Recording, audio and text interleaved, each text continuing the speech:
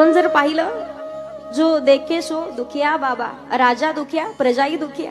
किती श्रीमंत असला तोही दुखी आहे आणि किती गरीब असला तोही दुखी आहे.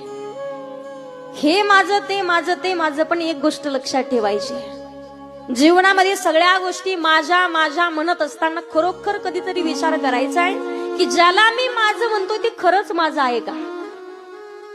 आज नातू माझा आहे, मुलगा माझा आहे, कुठपर्यंत जोपर्यंत तुम्ही काम करता तोपर्यंत तुमची सेवा करणार आहे. पण ज्या दिवशी तुम्ही एका ठिकाणी बसून खाण्याची वेळ येईल त्या दिवशी कळेल खरं आपलं कोण आहे.